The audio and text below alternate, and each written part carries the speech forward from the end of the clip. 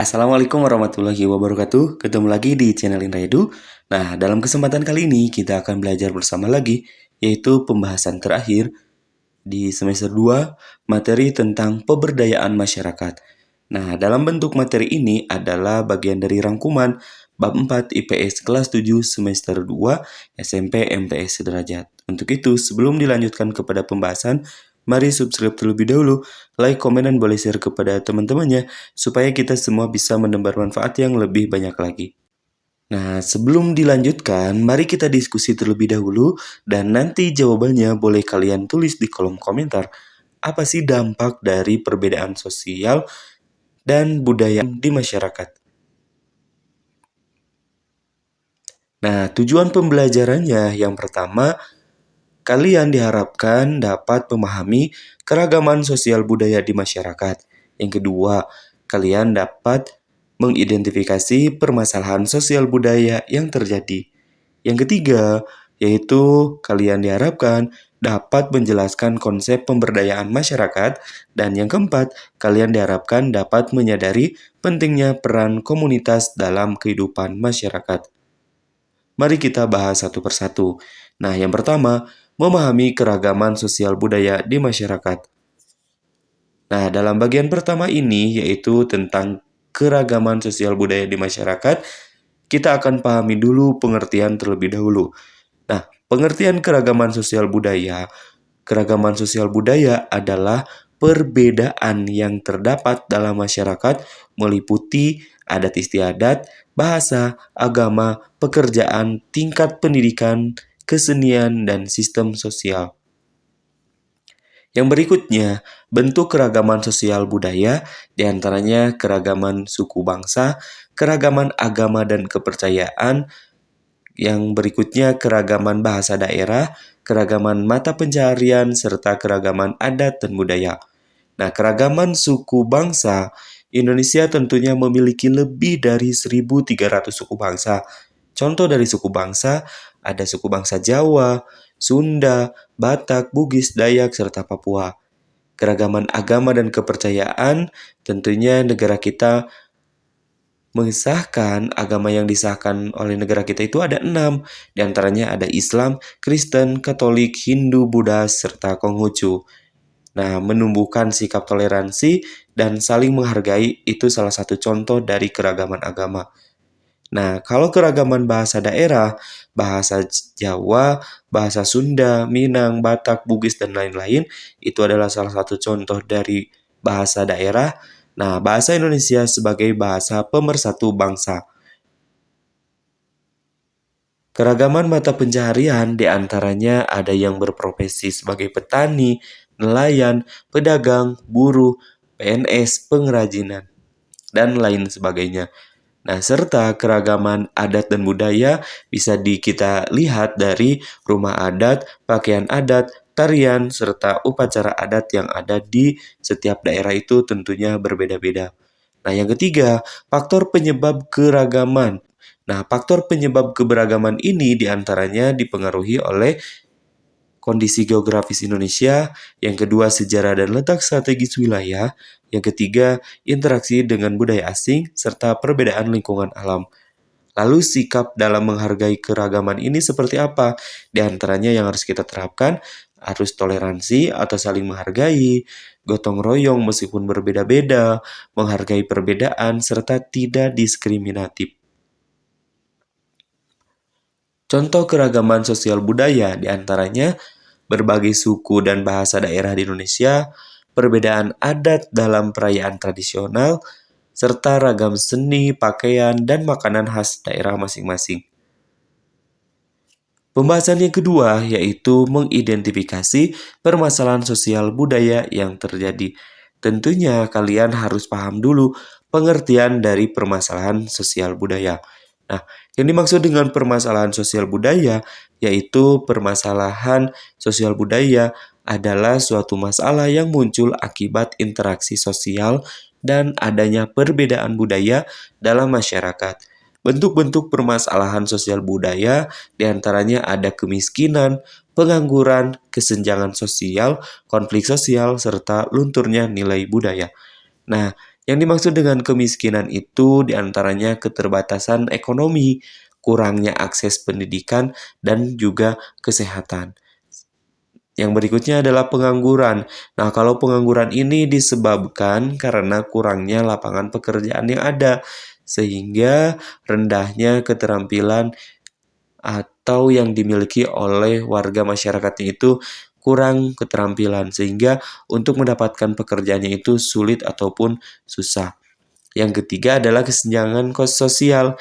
Nah, kesenjangan sosial ini adanya perbedaan antara yang kaya dengan yang miskin, ditandai dengan adanya ketidakmerataan pembangunan. Nah, kalau konflik sosial, yaitu konflik antar kelompok atau individu dengan kelompok. Nah, ditandai dengan adanya perbedaan kepentingan dan juga budaya. Serta yang terakhir, bentuk dari permasalahan sosial itu adalah lunturnya nilai budaya. Nah, lunturnya nilai budaya ini disebabkan karena masuknya budaya asing tanpa filter atau tanpa disaring oleh kita, ya. Lalu kurangnya pelestarian budaya lokal. Nah, yang ketiga, faktor penyebab terjadinya permasalahan kehidupan sosial budaya itu dikarenakan yang pertama adanya rendahnya pendidikan. Yang kedua, kurangnya kesadaran sosial. Yang ketiga, karena arus globalisasi, perubahan secara menyeluruh, dan pertumbuhan penduduk. Nah, lalu dampak dari permasalahan sosial ini seperti apa? Di antaranya ketidakstabilan masyarakat. Yang kedua, menurunnya kualitas hidup, serta konflik berkepanjangan. Nah, permasalahan sosial budaya ini, perbedaan dalam masyarakat dapat menimbulkan konflik tentunya. Selain konflik, tentunya ada terjadi diskriminasi dan ketimpangan sosial jika tidak dikelola dengan baik. Oleh karena itu, diperlukan pemahaman serta toleransi untuk menciptakan kehidupan sosial yang harmonis. Nah, contoh permasalahan sosial budaya. Konflik antar kelompok karena perbedaan adat atau keyakinan, terus juga kesulitan dalam akses pendidikan dan ekonomi bagi kelompok tertentu, serta kurangnya kesadaran akan pentingnya menjaga budaya lokal. Nah, pembahasan yang ketiga yaitu menjelaskan konsep pemberdayaan masyarakat. Pengertian dari pemberdayaan masyarakat itu apa? Nah, pemberdayaan masyarakat adalah upaya meningkatkan kesejahteraan dan kemandirian masyarakat melalui pendidikan, pelatihan, dan pengembangan keterampilan. Tujuannya adalah agar masyarakat dapat mengatasi masalahnya sendiri dan berperan aktif dalam pembangunan. Tujuan dari pemberdayaan masyarakat itu ada 4. Yang pertama, meningkatkan kesejahteraan masyarakat. Yang kedua, mengurangi kemiskinan dan pengangguran. Yang ketiga, meningkatkan partisipasi masyarakat. Serta yang keempat, mewujudkan masyarakat yang mandiri. Prinsip pemberdayaan masyarakat itu ada 3. Partisipasi yaitu melibatkan masyarakat, yang kedua berkelanjutan, yang ketiga kemandirian serta kesetaraan. Adapun bentuk pemberdayaan masyarakat itu dalam bidang ekonomi, dalam bidang pendidikan, dalam bidang sosial budaya, serta bidang lingkungan. Nah, kalau pemberdayaan masyarakat dalam bidang ekonomi, ada UMKM, pelatihan keterampilan, serta adanya koperasi. Kalau dalam bidang pendidikan nih, ada pendidikan non-formal, kursus, dan pelatihan. Dalam bidang sosial budaya diantaranya ada pelestarian budaya lokal, kegiatan seni dan adat, serta bidang lingkungan adanya bank sampah, serta kerja bakti di lingkungan. Peran pemerintah dalam pemberdayaan itu diantaranya penyediaan fasilitas, pelatihan dan pendampingan, serta yang ketiga bantuan modal usaha. Nah, pembahasan yang terakhir yaitu sub yang keempat, menyadari pentingnya peran komunitas dalam kehidupan masyarakat. Pengertian komunitas dalam pemberdayaan masyarakat, tentunya komunitas itu merupakan kelompok masyarakat yang memiliki kesamaan minat, tujuan, atau aktivitas tertentu. Peran komunitas dalam pemberdayaan masyarakat, yang pertama, meningkatkan solidaritas sosial, yang kedua, menjadi wadah pengembangan potensi, yang ketiga, membantu menyelesaikan masalah sosial, serta yang terakhir, menumbuhkan kepedulian sosial. Jenis-jenis komunitas, ada komunitas lingkungan, komunitas pendidikan, komunitas ekonomi, serta komunitas sosial budaya. Contoh peran komunitas. Yang pertama, Karang Taruna, yaitu pemberdayaan pemuda. Yang kedua, wirausaha sosial yang memberdayakan kelompok masyarakat tertentu. Serta yang ketiga, komunitas bank sampah, pelestarian lingkungan, serta komunitas UMKM peningkatan ekonomi.